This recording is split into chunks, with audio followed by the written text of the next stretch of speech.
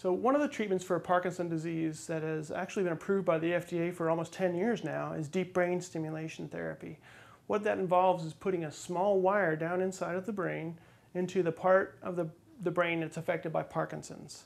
We stimulate that part of the brain and we allow people to move better. It's not for everyone. It really isn't a selected group of patients who are having complications from their medications. It's fairly effective. About 85% of people who get the deep brain stimulation therapy are satisfied with it. It's just like any other surgical procedure. Some people do really well with it and some other people may not do as well. Of the other 15% of people, they may have unrealistic expectations for what the deep brain stimulation was going to do to them or for them, such as allow them to walk, which it may not help with walking. Now the people who are in the 85% are doing better in terms of their motor function, their tremor. It reduces tremor, it helps them speak more clearly. Another important part of this is that the stimulation of the brain with the DBS therapy allows us to reduce the medications that they're taking.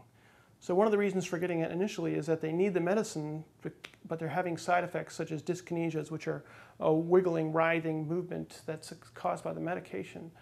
Once the deep brain stimulator is in, we can reduce the medications and hopefully get that writhing movement under control.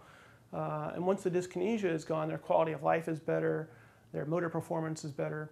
The most important thing is that scientifically it has been shown to help quite a bit.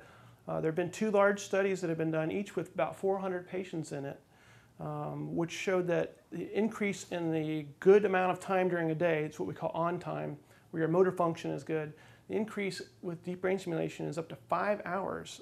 The average is about 4.5 hours with deep brain stimulation. That's a lot of time during a day when you're awake and can function better.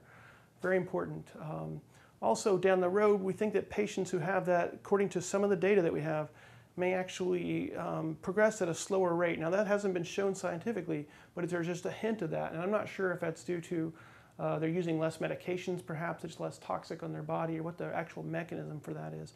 That's something that needs to be followed for many, many years to help determine. But the main point is that the motor function is better and for a longer amount of time during a day, and you can use less medication. And it's FDA approved for quite a long time now. It's done at major centers with movement disorders specialists.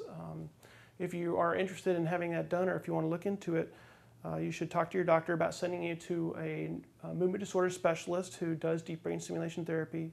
And they will work with a neurosurgeon, and the neurosurgeon and the neurologist together will determine whether or not you would be a good candidate for it.